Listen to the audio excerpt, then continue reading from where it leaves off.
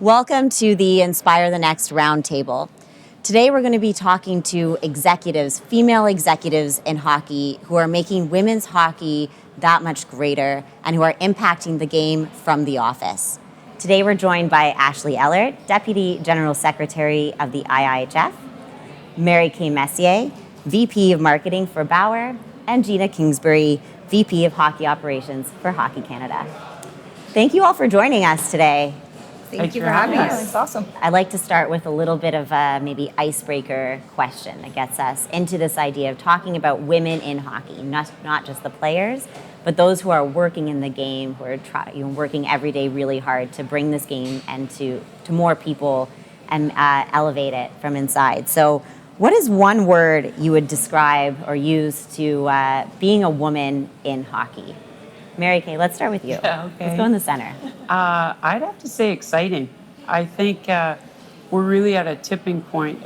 There's a cultural shift happening right now, and there's a real push for gender equity. And it really started with when the Me Too movement started to gain traction in 2017. But now we're seeing people speak out across sports and business. And I think we have this opportunity to leverage that collective power and passion right now. Take hold of it. This is the time to really push forward and to echo something you said. It's not just about creating gender equity in hockey that will be helpful for girls and women. It will benefit the entire sport of hockey.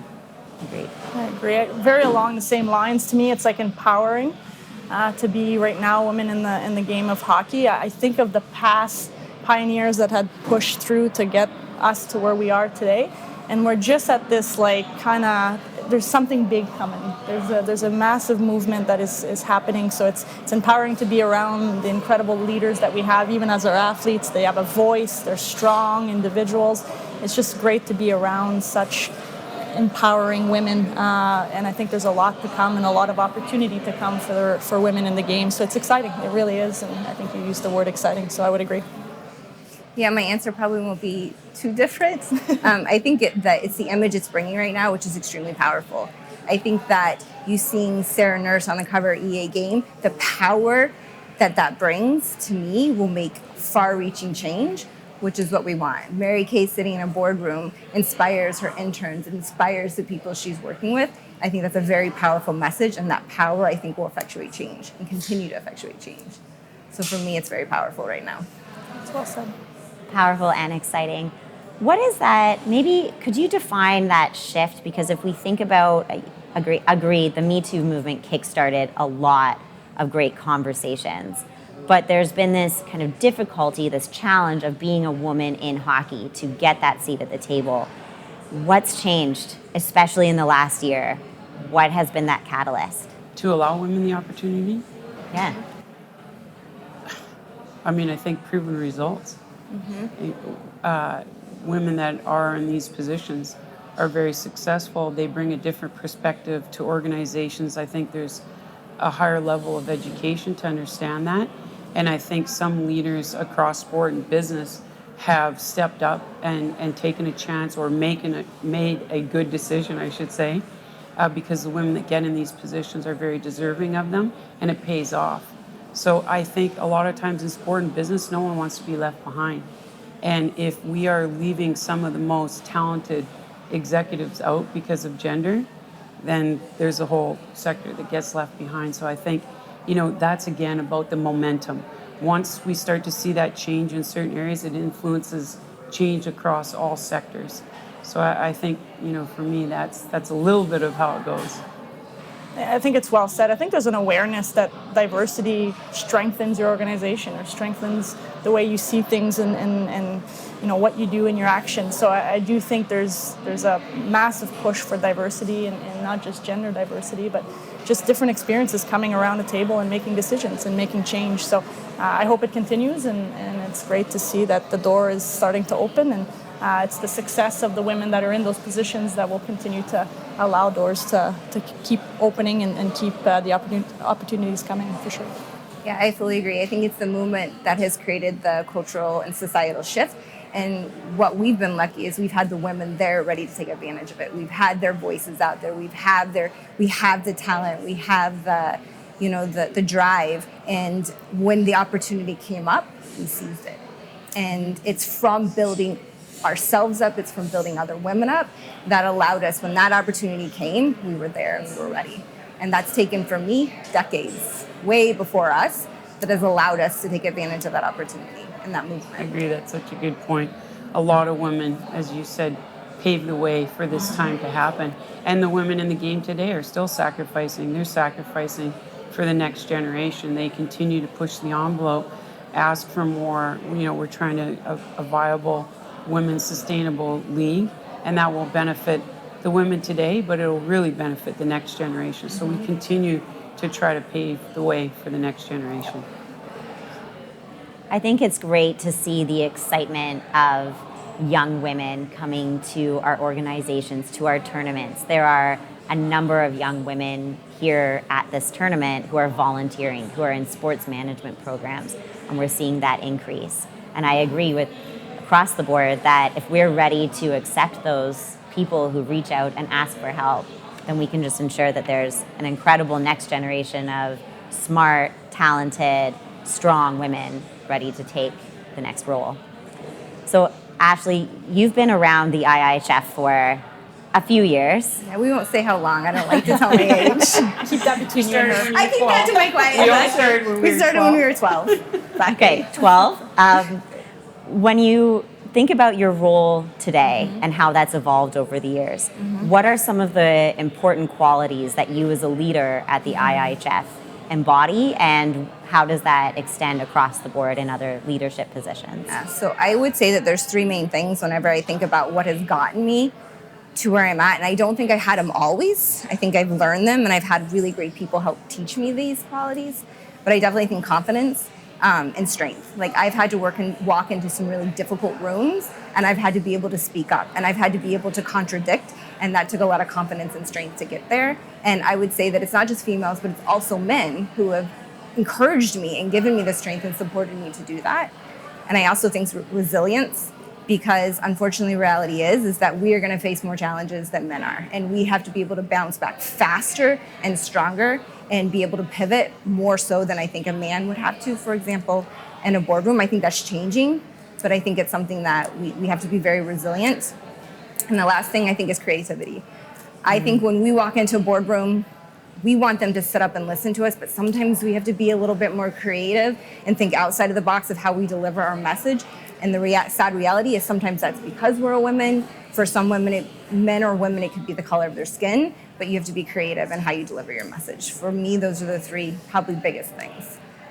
Wow, amazing. So well said. That's a really good one. Creativity is such a good one, because if you face a lot of challenges, you can't keep trying the same solutions. You really have to be creative. I think for me, it really starts with building trust with my team, with partners, really valuing relationships that are built on shared values.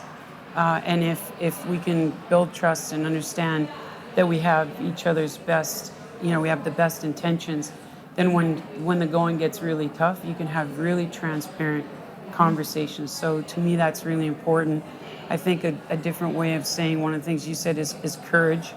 I think courage is really important to stand up and speak up, even if your opinion or what you want to share is not going to be popular, if you know it's the right thing to do, and to really remain persistent with that. So I think that's really important, and also empathy. As I think about what's needed to grow this game, I only have my own lived experience. So to have empathy for others' experiences and how we can be open to understanding the shifts we need to make the game more welcoming and more inclusive, and just really secure the future of the sport. So there's so many attributes I think you need as a leader to be successful, but those are three that really stand out for me. I agree with all of your comments. I'm taking notes because I love sitting in these things where you really actually learn from other powerful women or other powerful leaders. To me, being authentic is really, really important. I see it with our athletes and our staff.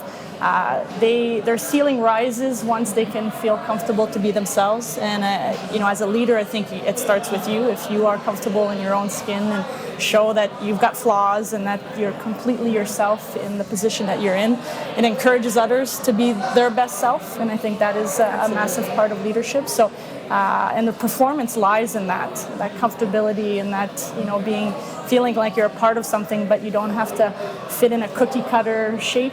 You can bring your own self. I love your comment on persistence, because I do think we're often faced with the same challenge in a different position, and we have to keep going. But with that persistence, I think there's also an awareness of meeting people where they're at. And not everyone has the same experience. So, I think we can't expect everyone to have as much experience with women leaders or women's hockey. So instead of being frustrated with the fact of continuously being persistent and not proving our ability to be in the game of hockey, I think it's meeting people where they're at and pulling them along and showing them, what women can bring to the game of hockey. So those would be, I think, where I would go with the three. I think that's a really good point. I was talking to Tara Chisholm, the coach of the women's para team of Canada, and she said, sometimes you can feel really frustrated with where you're at, and if you feel like you're not making progress.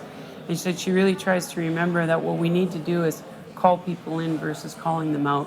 And I think to your point of meeting people where they're at, but also really taking the time to educate people, engage them, and enroll them, so that we're building partners, like a coalition, right, to move alongside us. And I think that's a really good point. Yeah. It's important for people to understand, where we're coming from, and to also extend yourself to your point of being empathetic and seeing where people are at and where they want to go. So I think that's really important. Yeah, I fully agree. I think that building them up, figuring out where they're at and helping build them to the level that you want them to be at, and also making sure we lead by example. Don't expect something that you're not willing to do yourself. I really think that that's important with your team, is that you have to lead and you have to live up to what you expect. Everything we do is about connecting with people, and I think that relationship and understanding people and building trust and collaboration and connecting with people is really where the game is at. So let's follow that kind of connection trail a little bit, because you all have experience with sports other than hockey. And I know you've been involved in the game of hockey most of your lives, but how much do you draw on experiences, talks, leaders from other sports to help kind of either direct your course of action or approach to a certain challenge? I would say even more so than just in other sports, but in other situations in our life. I've learned so much from being a mother and watching other parents and how they deal with situations. That has taught me more to be able to work in a boardroom or to be a leader with my staff than probably anything I've ever experienced in my life, like PTA, parent conferences. Like that really, I think, has taught me a lot. And so I think that having the ability to draw from all situations, not only within sports and looking at sport leaders, I think that that's what's really important to be to work in this field. I find inspiration in so many places. I think athletes, I think you women, clearly. I was fortunate to work alongside my brother for the better part of 20 years, and he probably inspired me more than anyone to become the professional and person I am. His principles were rock solid, and he never veered from them. It was everything was black and white, and he had a real commitment to stay true to that. And what I always felt was where he really showed up was, it's one thing to show up when you're winning and everything's going great, but it's another thing to show up when challenges really hit and things aren't going well and you're losing. And so, for me, I learned a lot every day, day in and day out, and it was a privilege. And so I think, we have an obligation to become mentors, to help, as you say, the young women that are here. We learn so much from them, and we're learning from each other. And for me, I know my team knows a lot more than I know about a lot of things. So my job is to figure out how to best empower them to be their best selves, to realize their best potential. I will answer your question a little bit differently. I think I get the majority of my inspiration internally within the game of hockey, and not that I haven't worked a lot in other sports, but I look at our athletes and what they're fighting for, and wanting to make sure there's a sustainable professional league, and what they've been able to accomplish in their young lives. I look at our head coach has a tremendous amount of passion, and really is delivering his knowledge and his emotional intelligence on women leaders, and there's no gender there. He's truly a champion of the women's game, and I get inspired by him. I get inspired by you ladies, the past athletes that have been a part of our game, the broadcasts. You see but 3 women that are extremely successful in broadcast. Think of Mel Davidson, who was a pioneer in Canada for the women's game and hockey in general. I just think there's so many inspirational people in the game of hockey that I think I revert back to internally as a group who we have, and I just feel extremely empowered and inspired by those people for sure. So Mary Kay, I want to go back to your kind of note or line on it's easy when you win, it's challenging when you're losing. What do you do when you're losing? How do you overcome that feeling of being down? And in another panel, we talked about the roller coaster. Mm-hmm. It's really easy when you're up and then when you come down. So what are maybe some ways that you work on or get through those moments? Yeah, I think keeping your eye on your purpose. What is your goal? And, just maintaining that is really important. To think that, it's going to be smooth the whole way is just impossible, because we are faced with big challenges that need to be addressed, that take arduous work. We're talking about trying to change systems, processes, policies to create better gender equity in the sport. And there are women leading this work, and it's critical. But I think we also have to find some small wins. Mm-hmm. We have to find a way to build momentum and keep our confidence up. And so while that work's happening in parallel, if we find things that we can do to meet immediate needs, whether it's athletes or different people in the game or the audience, I think that helps us gain confidence. It helps us have a moment to celebrate, and it helps us keep our eye on the purpose and where we want to go. I was going to say small wins, so I'll revert and go to a different direction, because I was thinking just celebrate the small wins and gain momentum. But I'll go a different direction. I think it's important sometimes when things don't go your way to kind of embrace the challenge. We used this story with our athletes a few years back when we're coming off of the 2018 disappointing loss to the U.S. and a few years of losing to the U.S. in close games, 1-goal games. And there's a story about a golf ball and how a golf ball was designed to be completely smooth. And then once they start hitting the golf ball, they realize, oh boy, it's dented, it's not perfect. But what they didn't realize, or they realized soon after, that it goes actually further in distance. So like thinking of yourself as a little bit of a golf ball and embracing the fact that when you're challenged, when you fail, often the opportunities lay in that failure of what the next direction is. So it's almost 1 step back for 2 steps forward. And so I think embracing kind of the discomfort of failing and see it more as the opportunity that comes back. But again, celebrating the small wins through that and just keep gaining momentum, I think is important. I think for me, what really grounds me is why I do it. And I can tell a story. My son, he's 8, and he was at his first Women's World Championship. And seeing him get as excited to watch the U.S. female team play as he did to watch the U.S. men's play in the World Cup, to me, that's what keeps me grounded. It's that possibility that what we're doing is going to change society, it's going to change sport, it's going to change ice hockey, that everyone can look through women in leadership, women in sport in that lens. Like if we can do small things to make that lens happen for society, where the next generations, we're the same. Gender equality is no longer a topic. That's what keeps me grounded and brings me back when I'm, on the verge, okay, I'm done, this is too much, I can't take it anymore. Grounding yourself to, okay, why am I doing this? Go back to that kind of like grassroots thinking That's what helps me. Yeah, and I love what you said too, because resilience is so important. Uh, Through those challenges and setbacks that we face, we are building resilience, and we need to continue building resilience. It helps us, to your point, become more creative. We just have to keep going back to the drawing board and seeing how we can attack these solutions, and that's something that I think women do in a really unique way, working together, lending new perspectives to attack problems in a different way. Being solution based. What's Yeah. the solution here? Team-oriented, solution-based. I like that. Very good. I love the whole why concept. There's a lot of great books on finding your why, knowing your why. And when we talk and when I talk to other people about social media and talk about even creating campaigns, we say, what is your why?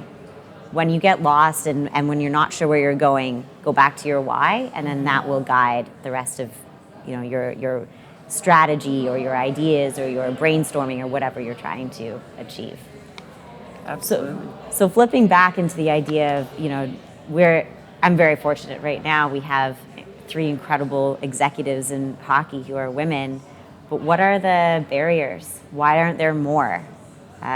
What do we need to do to get so that this round table isn't just 3 women, it's 30, it's 60, so even more than that? I think it's exposure.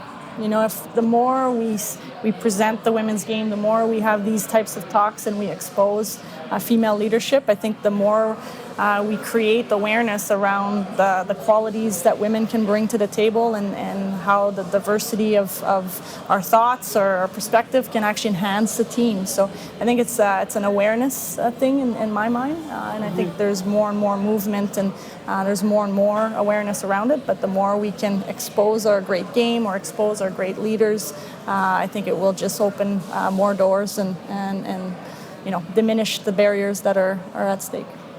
And I'll build on that. I think we need more development opportunities.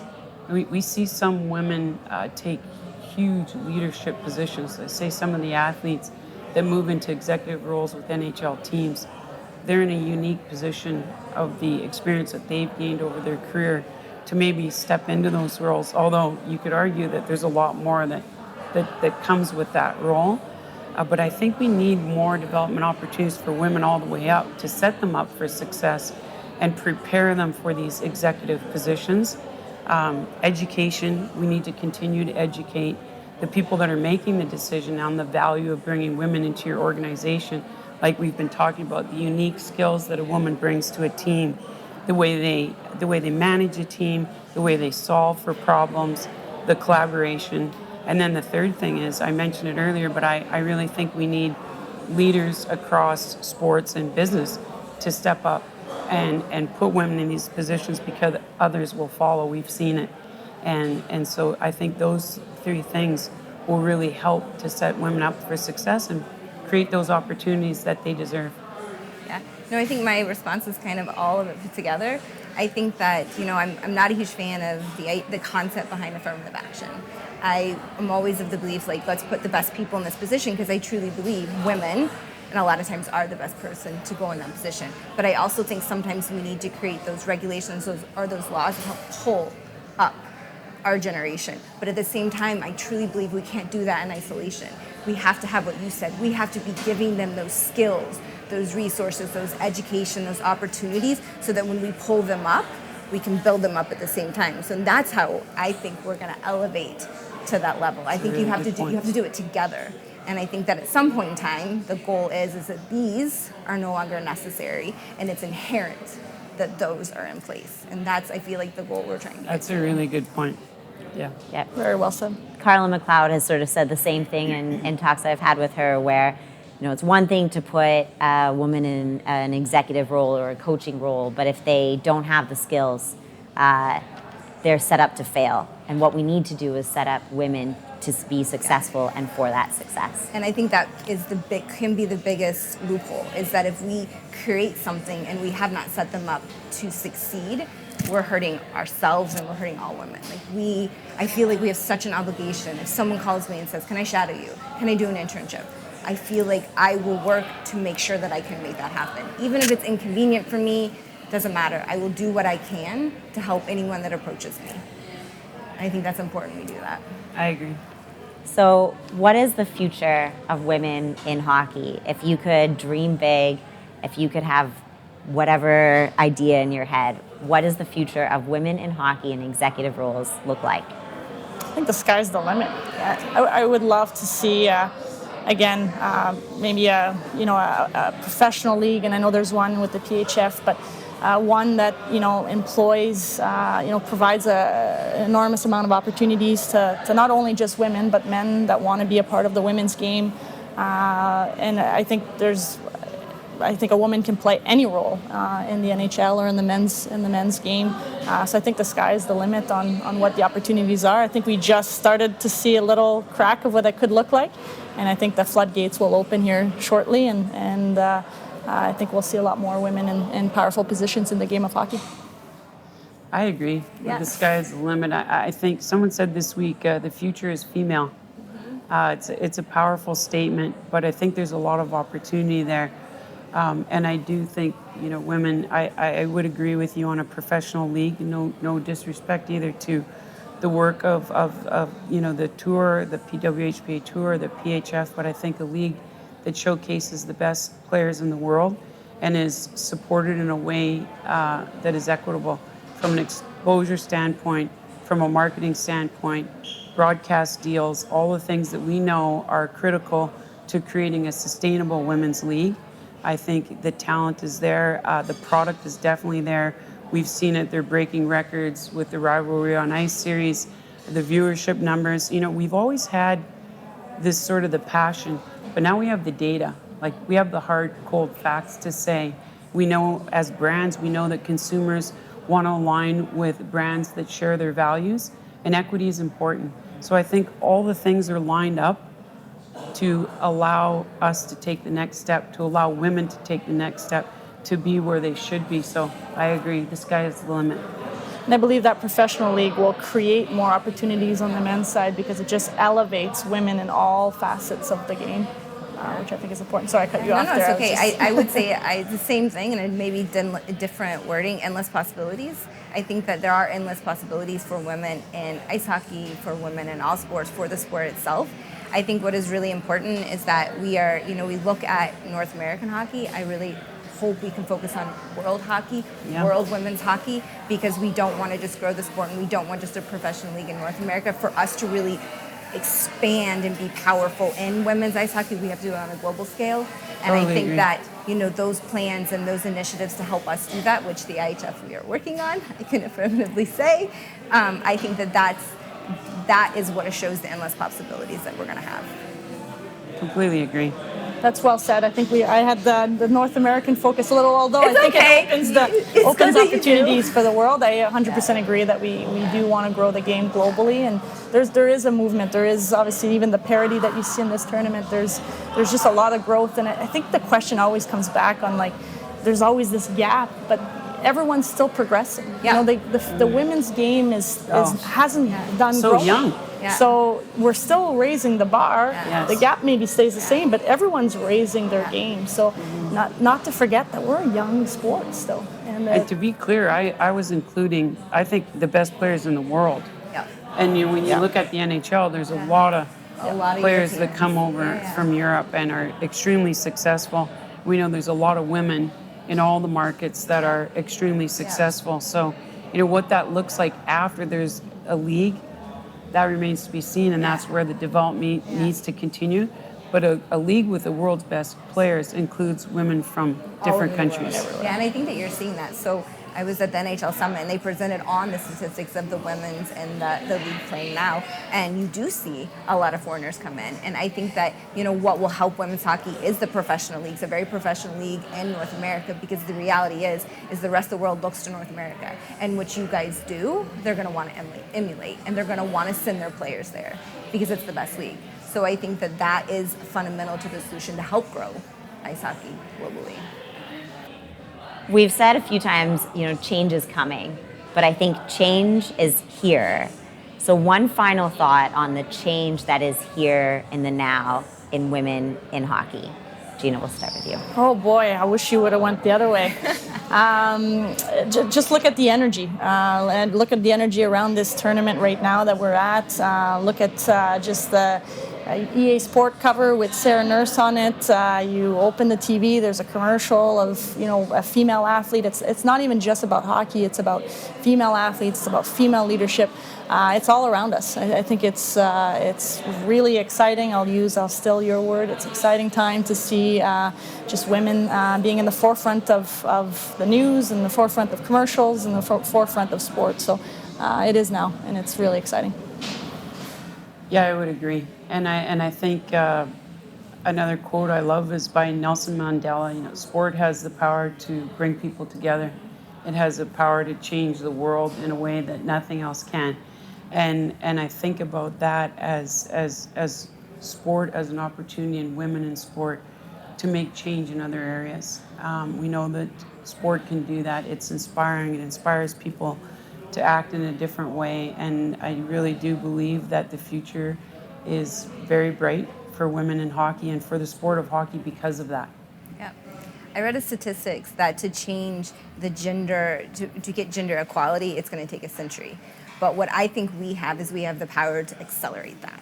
And I think it's seen, for example, by what I saw when my son was here. And it gave me such a warm feeling. He doesn't see gender when he sees athletes on the ice.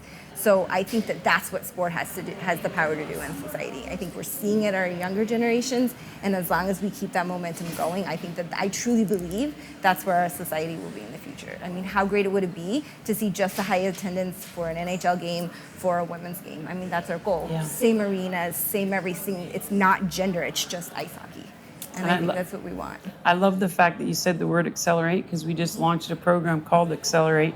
And the reason why we called it that is just exactly that. Like, how do we bring about change faster?